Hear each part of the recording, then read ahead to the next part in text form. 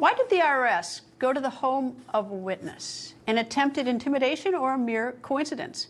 Well, here's what we know. On March 9th, journalist Matt Taibbi testified before the newly formed Select Subcommittee investigating the weaponization of the federal government. He was called to testify about his reporting of the Twitter files. As I'm sure you remember, the Twitter files were files released by new Twitter owner Elon Musk that show a secret collaboration between the FBI and social media executives, some of whom previously worked at the FBI. Now, on that same day, Taibbi was appearing as a witness. At the committee hearing, the IRS sent an agent to Taibbi's personal residence in New Jersey. The agent left a letter instructing Taibbi to call the IRS 4 days later. According to the IRS, Taibbi's electronic tax returns in both 2018 and 2021 were rejected due to concerns over identity theft, not for any failure to pay.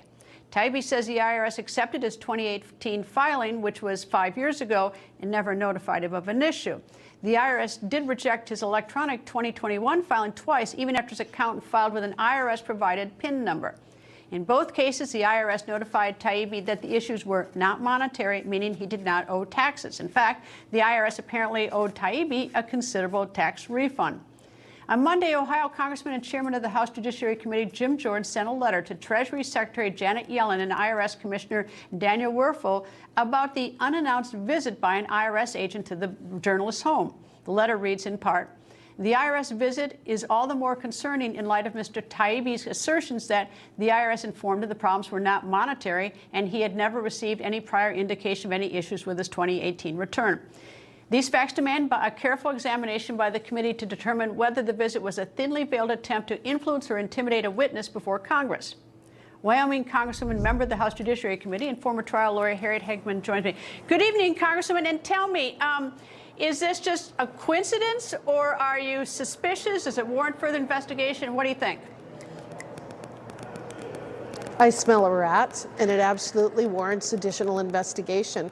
The fact is, Greta, how often do we hear about IRS agents actually making personal visits to tax filers in this country? It just doesn't happen. There aren't enough of them, number one. And number two, that just isn't the way that they do business. How many people complain that they can't even get somebody from the IRS on the telephone? They may be on the telephone for hours on end. And yet they're sending an agent out to the personal home of a journalist who just happens to be testifying before the Select Committee on the weaponization of the federal government about the bad actions of the federal government and the violations of the First Amendment. So it absolutely warrants additional investigation, and I think that it is very obvious that this is an attempt at intimidation and to send a message to any other witness that may appear before our committee. Well, I certainly thought it was appalling that the ranking member of the committee called the journalist, who's actually a quite accomplished journalist, a so-called journalist. I mean, I thought that sort of laid the cards out, telling that the Democrats really were going to be not particularly fair to him. A so-called journalist was insulting. It was insulting, and it was intended to be insulting. And if you watch the film of that hearing, what you'll see is a couple of hours of just pure brutal attacks from the Democrats against these two men who are admittedly Democrats, both of whom voted for Joe Biden. But what they've done is they've come forward and they've talked about what the Twitter files show. They have exposed the fact that the federal government, through a variety of agencies, including the Department of Justice and the FBI, were using Twitter to suppress the free speech rights of individuals in this country. Can you answer this? I mean, look, there's probably an explanation for everything, and this may be splitting hairs, but there does seem to be a trend. First, you've got lawyers compelled to testify against clients. That would be Corcoran, the lawyer for President Trump. You have that. Then you have members of Congress demanding journalists' sources. That was at the hearing we were just talking about. Then you have the FTC demanding Twitter, Elon Musk, identify all those he granted access to the Twitter files. Then you have the IRS going to a journalist's home.